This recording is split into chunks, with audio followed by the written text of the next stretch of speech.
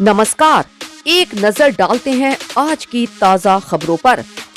त्योहारों के बीच कोरोना को रोकना सरकारों के लिए चुनौती बना हुआ है। दिल्ली में सरकार बाजार बंद करने की तैयारियां कर रही है। वहां शादी में भी 200 की जगह सिर्फ 50 लोग ही शामिल हो सकेंगे।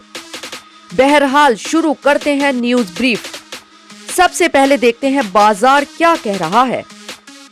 बीएसई का मार्केट कैप 170 लाख करोड़ रुपए रहा। करीब 52% कंपनियों के शेयरों में बढ़त रही। 3002 कंपनियों के शेयरों में ट्रेडिंग हुई। इसमें 1567 के शेयर बढ़े और 1252 के शेयर गिरे। आज इन इवेंट पर रहेगी नजर। दिल्ली यूनिवर्सिटी में पीजी कोर्सेज में एडमिशन प्रोसेस आज से शुरू होगा। सूर्य उपासना के महापर्व छठ की आज नहाय खाए के साथ शुरुआत होगी।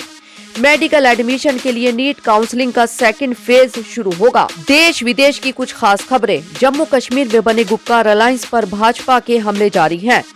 गृह मंत्री अमित शाह ने मंगलवार को कहा कि गुपकार गैंग जम्मू कश्मीर में विदेशी ताकतों का दखल चाहता है।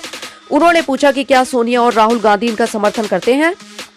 मध्य प्रदेश सरकार लव जिहाद पर कानून बनाने की तैयारी में है। गृह मंत्री नरोत्तम मिश्रा ने कहा कि लव जिहाद रोकने के लिए मध्य प्रदेश सरकार धर्म स्वातंत्र्य कानून बना रही है। विधानसभा सत्र में इसके लिए विधेयक लाया जाएगा। कानून बनने पर गैर जमानती धाराओं में केस दर्ज होगा और 5 साल की सजा दी जाए। दिल्ली पुलिस की स्पेशल सेल ने सोमवार रात को 2 आतंकवादियों को गिरफ्तार किया। दोनों आतंकी संगठन जैश-ए-मोहम्मद से जुड़े हुए हैं।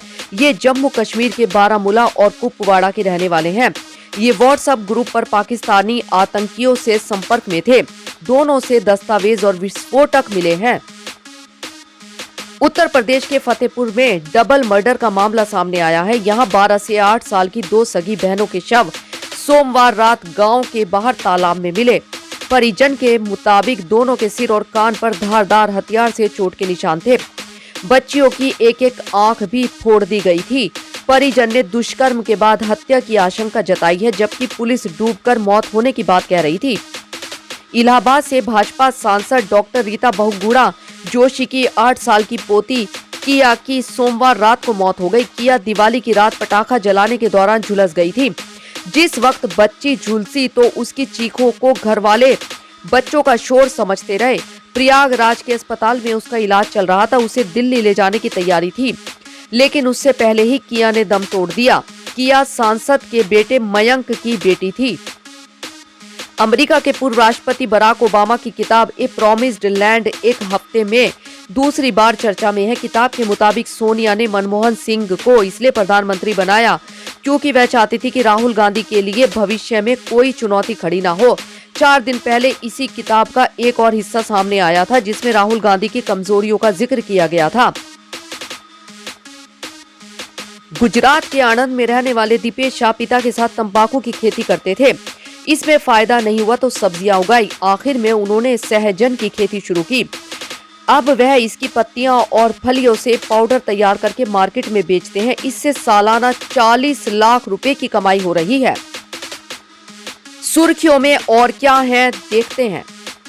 पीएम मोदी ने ब्रिक्स देशों के सम्मेलन में कहा, आतंकवाद सबसे बड़ी समस्या है। आतंक का समर्थन करने वाले देशों की जवाबदेही तय होनी चाहिए। सुप्रीम कोर्ट ने मंगलवार को केंद्र से टीवी और दूसरे मीडियम के कंटेंट पर ध्यान देने के लिए मैकेनिज्म बनाने को कहा। अमेरिका में कोरोना संक्रमितों का आंकड़ा 1 करोड़ 10 लाख से ज्यादा हो गया है। यह आखिरी 10 लाख केस महज 6 दिन में सामने आए। क्रिकेट ऑस्ट्रेलिया ने कोरोना से बचाने के लिए खिलाड़ियों को एयरलिफ्ट किया। ये खिलाड़ी भारत के खिलाफ होने वाली सीरीज में शामिल होंगे। धन्यवाद। समाचार के बारे में आप अपनी राय कमेंट बॉक्स में जरूर दें। लाइक और सब्सक्राइब करना ना भूलें और अधिक ताजा तरीन खबरों के लिए जुड़े रहे प्रखर गूंज न्यूज डेस्क के साथ।